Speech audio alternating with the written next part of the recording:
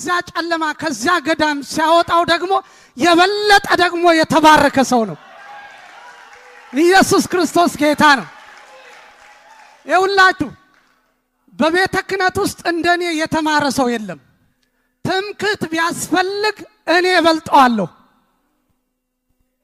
ኢየሱስ ክርስቶስ ጌታ ነው። ከልጅነቴ ጀምሮ በቄስ ትምህርት ቤት ውስጥ በ6 ዓመቴ ነው የተሰጠሁት።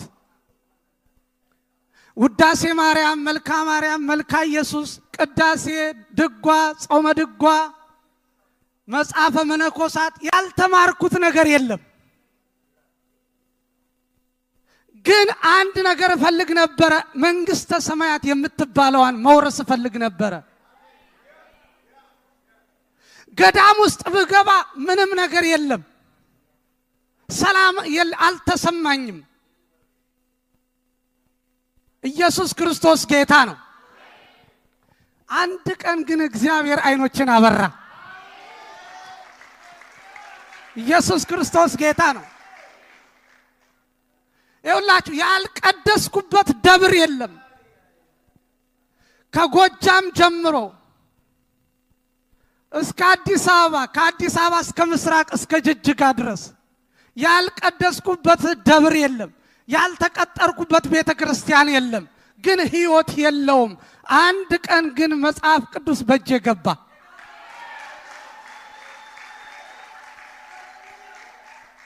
የሚገርማችሁ ነገር ይህን ሁሉ ትምህርት ስማር መጽሐፍ ቅዱስ አይቼ አላውቅም። የዘወትር ጸሎት ተምሬ፣ ቅዳሴ ተምሬ፣ ጾመ ድጓ ተምሬ፣ ድጓ ተምሬ ምንም መጽሐፍ ቅዱስ የሚባል ነገር አላውቅም እስከዚያ ድረስ። እና ከጎጃም ክፍለ ሀገር ወደ አዲስ አበባ መጣሁና አዲስ አበባ ትንሽ ከቀደስኩ በኋላ ወደ ሐረር ሄድኩኝ።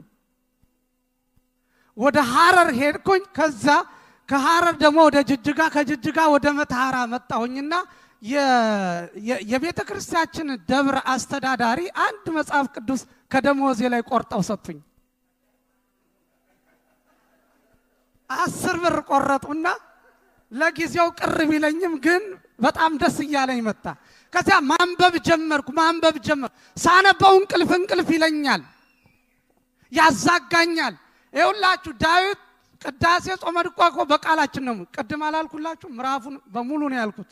በቃላችን ነው፣ ምንም ድካም አይሰማንም። መጽሐፍ ቅዱስ ማንበብ ስጀምር ግን እንቅልፍ ይለኝ ነበረ። ያዛጋኛል፣ ይደክመኛል። አንድ ምዕራፍ ማንበብ በጣም ጭንቅ ነበረ።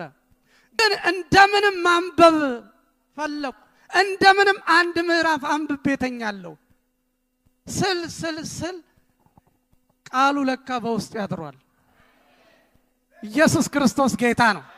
ኢየሱስ ክርስቶስ ጌታ ነው። ይገርማችኋል፣ መጽሐፍ ቅዱስ በውስጤ ስላደረ ቃሉን ስለተሞላሁት አንድ ቀን አንዱን ገድል ይገረስስልኛል።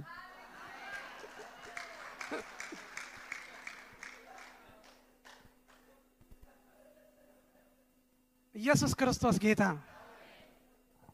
ኢየሱስ ያድናል።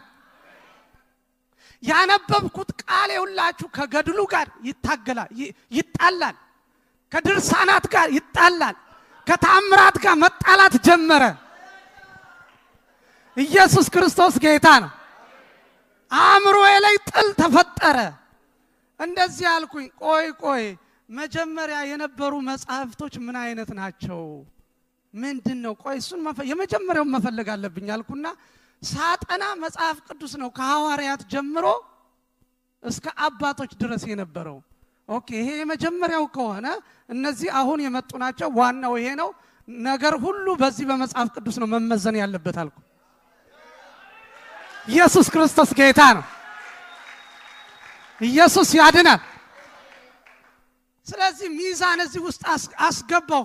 ምን አይነት ሚዛን? መጽሐፍ ቅዱስ የሚባል ሚዛን አስገባው። ገርሉን እዚያ ታች፣ ተአምሩን እዚያ ታች። ኢየሱስ ክርስቶስ ጌታ ነው። ይገርማችኋል፣ ተአምረ ማርያም ላይ እንደዚህ የሚል አለ። ዘገብረት ብርሃናተ አበይተ ባህቲታ ይላል። ያው ትግርኛ ስለምታውቁ ግዕዙም ይገባቸዋል። ምን ልተርጉመው ግን ምን ማለት ነው? ታላላቅ ብርሃናትን ማለትም ጨረቃንና ፀሐይን የፈጠረች ማርያም ነች ይላል። ኖ ኖ ኖ ኖ ኖ ኖ መጽሐፍ ቅዱስ ላይ ሄደን መዝሙረ ዳዊት ላይ ስናይ ታላላቅ ብርሃናትን የፈጠረ እግዚአብሔር ነው ይላል።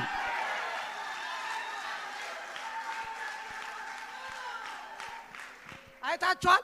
ከዚህ ከመጽሐፍ ቅዱስ ላይ ከመዝሙረ ዳዊት ላይ ኮት አድርገው ተአምረ ማርያም ላይ ወስደው ለተአምረ ማርያም ለማርያም ሰጥተዋታል። ኖ ኖ ኖ ኖ መጀመሪያ ላይ የተጻፈው እዚህ መጽሐፍ ቅዱስ ላይ ዘገብረ ሰማየ ወምድረ ነው የሚለው። ሰማይና ምድርን የፈጠረ እግዚአብሔር